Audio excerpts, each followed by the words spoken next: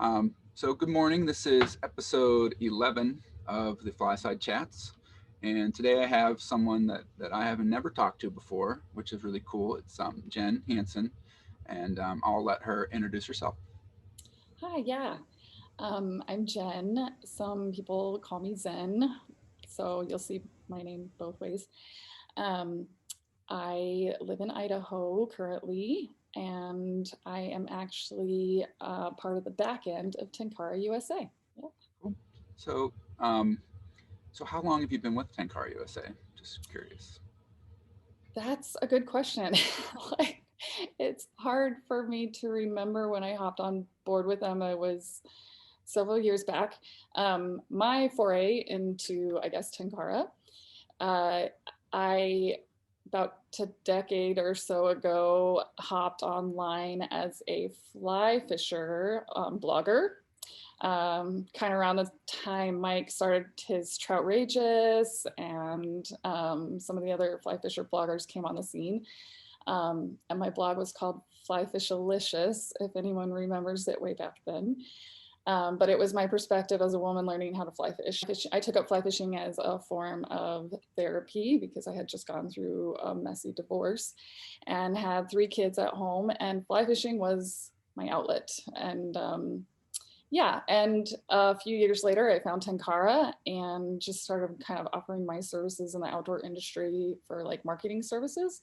And I've kind of been doing that ever since for different companies. But right now, I just mainly help Tenkara USA on the back end with social media and whatnot. So if I probably talked to a lot of you, but you don't know that you've talked to me. Cool. So you do like the Instagram for them and things like that. Yeah, I like monitor the channels and post on the blog and kind of just help out with some of that like social media stuff on the back end. How long had you been fly fishing before Tenkara came along? Oh, just a couple of years because let's see, yeah, it's it's been like over 10 years now since I picked up fly fishing, and I only fly fished for a few years before I found Tenkara. Um, but of course, my fishing experience had gone back to a child. I was born and raised in Southern California, and my first fishing experiences were up in Silver Lake in Mammoth, California, on Rush Creek with a bubble and fly and power bait eggs and salmon eggs. And so it wasn't until after my divorce that I was trying to find something therapeutic and an outlet. And I was living in Colorado. And I said, why don't I try fly fishing? Fly fishing seems to be really popular around here.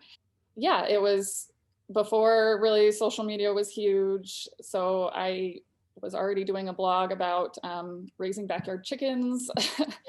And so I just started my blog about learning how to fly fish. And that's how it all started. And I got into a great group up there, like Greenbacks through Trout Unlimited, and just really made a good group of friends and was attending like the fly fishing shows and teaching at the casting clinics. And kind of that's where I, at some point, I can't remember exactly when, met Daniel. Tenkara USA, really loved the concept of minimalism because to me, that in my life, I find something I really like, but I find beauty in minimalism.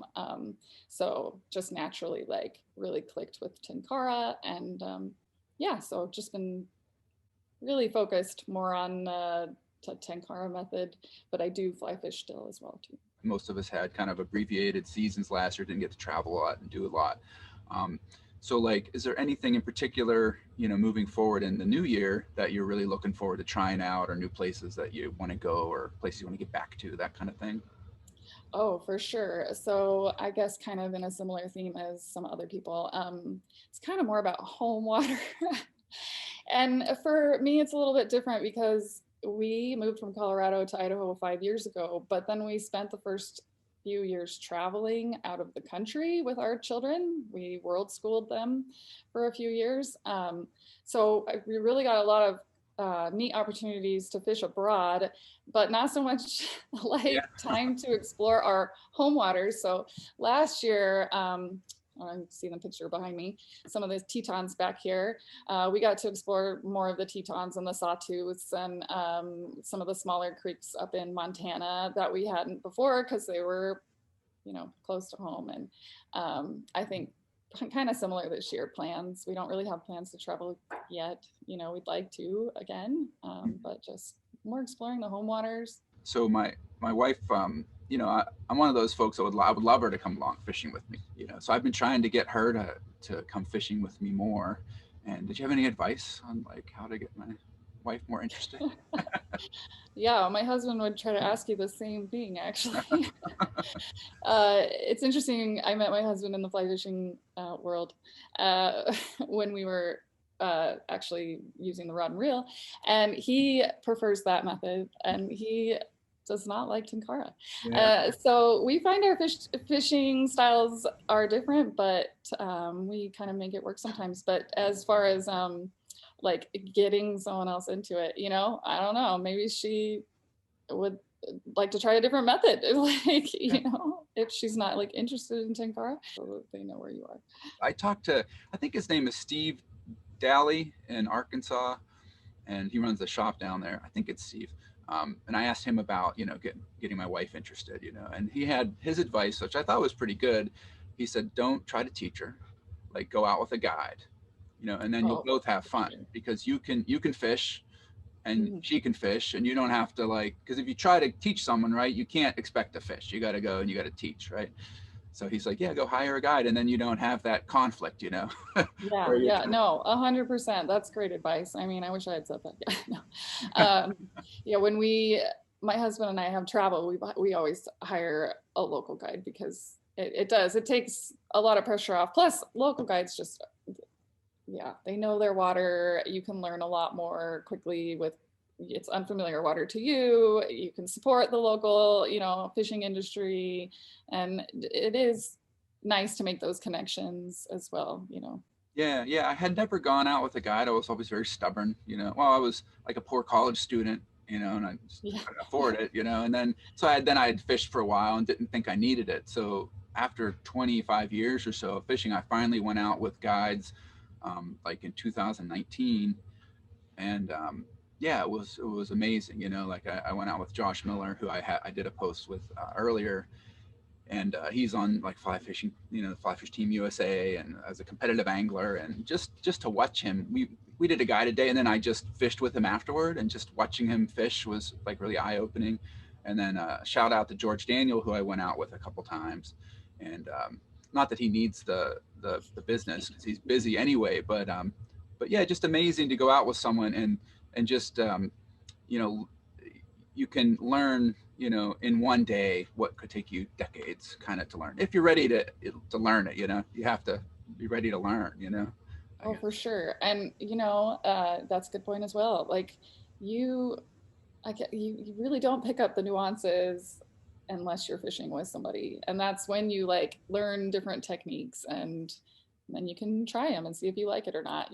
Like I guess it is all about really everyone's just sharing their own techniques and kind of melding and meshing and what works for you, and you kind of take some and leave some, and so you said you still do rod and reel as well as Tenkara. So do you have like I know when I first took up Tenkara, once I got into it, I tried to use it everywhere, and then and big rivers and I'll still do that sometimes, but now I've kind of got my Euro nymphing rods and dry fly rods, and I've kind of got, I think, a balance where I applying it more where it's the most fun, I guess, Tenkara.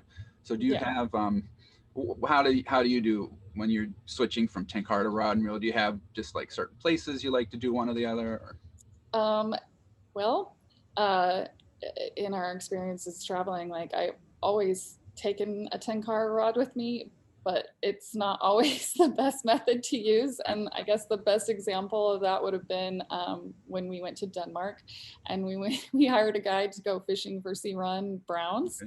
Okay. And I'm like, at first I was like trying to think, oh, is there any way I could pull something out of there with a Tenkara rod? I mean, it's probably possible, but it would take a lot of work and just not the best. Yeah. It's not made for that, So no, I didn't even try. I didn't even bring it out. And we had a fun day and it was great. And I loved it. You know, it's okay to kind of just be like, not the best method for this, but you know, sometimes it works great too.